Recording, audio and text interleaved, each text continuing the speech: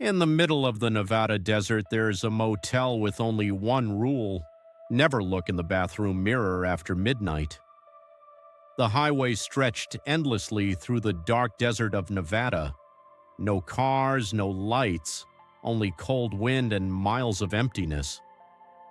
Ryan Carter gripped the steering wheel tightly as rain slammed against the windshield.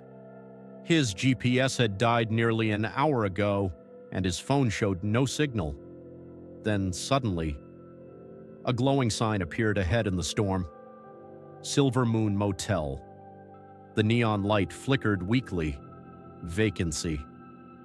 Ryan sighed with relief and pulled into the parking lot. The motel looked ancient.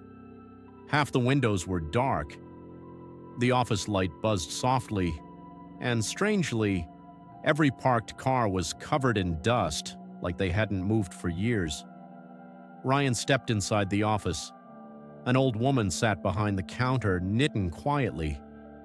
Without looking up, she said, "One night only." Ryan forced a laugh. "Trust me, that's all I need." The woman slowly handed him a rusty key, room 12. Then her eyes lifted toward him, sharp, unnatural. "Whatever happens tonight," she whispered, "do not look in the bathroom mirror after midnight."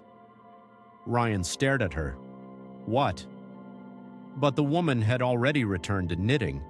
Room 12 smelled like wet wood and mold.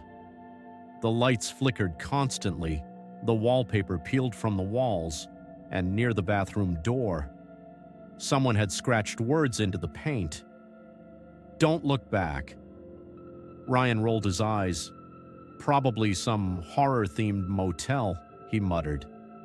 He tossed his bag onto the bed and checked the time. 11:17 p.m. No signal, no internet, nothing to do except sleep. But around 11:50 p.m., Ryan heard footsteps outside his room, slow, dragging. He peeked through the curtain. A tall man stood motionless outside under the rain, his face hidden beneath a black hood. Ryan opened the door slightly. "Hey, you okay?" The man didn't answer.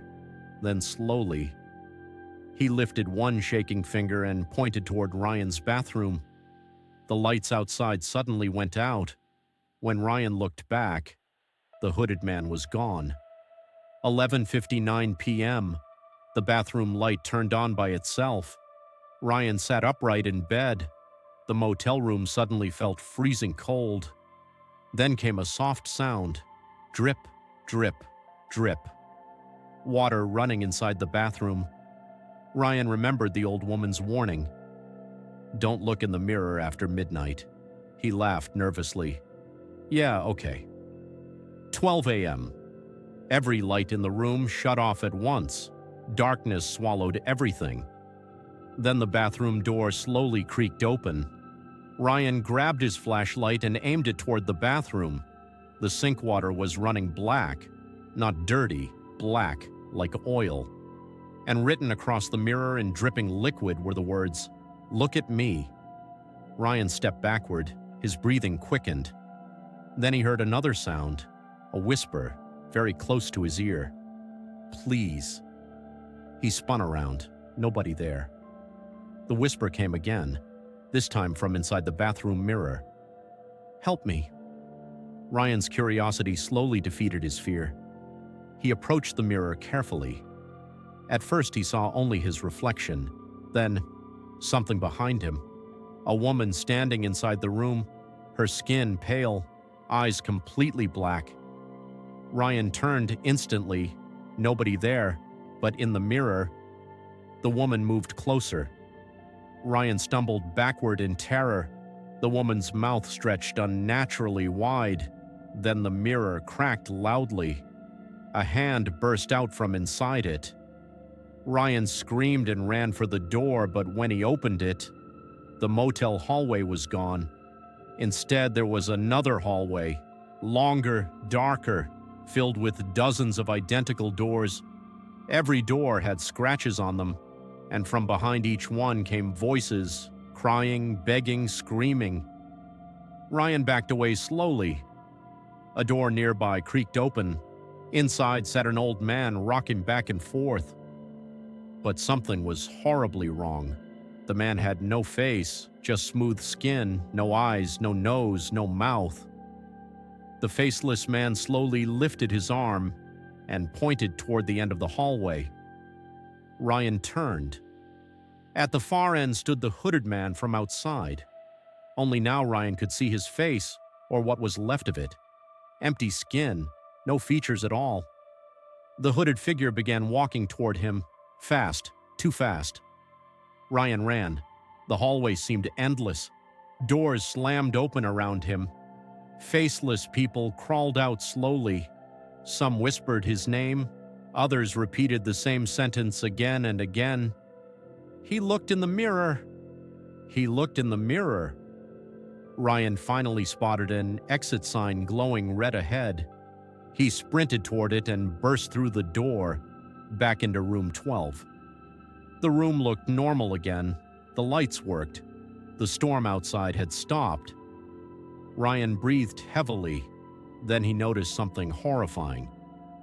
The bathroom mirror was now completely black, like a hole, and inside the reflection, dozens of faces stared back at him, all trapped behind the glass, pounding silently.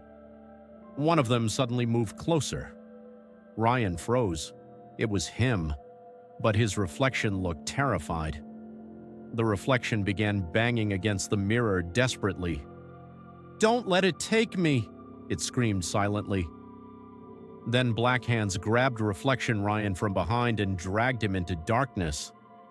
The real Ryan stumbled backward in horror. The mirror surface slowly rippled like water.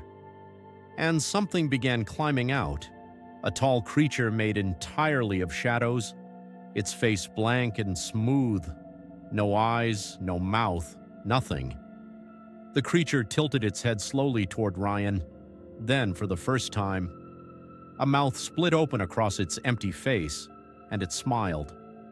Ryan ran into the parking lot screaming, but the motel was gone. No office, no cars, no neon sign. Only empty desert beneath moonlight, and standing far away near the road were dozens of faceless people staring silently at him. Ryan tried starting his car. Nothing. Then he looked into the rearview mirror. His reflection was gone. Ryan touched his face nervously, slowly. His nose disappeared, then his lips, then his eyes. His skin became smooth, blank, featureless. Ryan tried screaming, but he no longer had a mouth.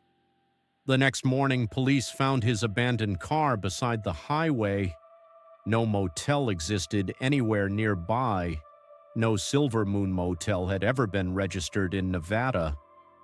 But travelers still report seeing a glowing neon sign deep in the desert during storms. And if someone checks into room 12, another face appears trapped inside the mirror, waiting silently, watching. If you ever find the Silver Moon Motel, pray you never see your reflection smile first.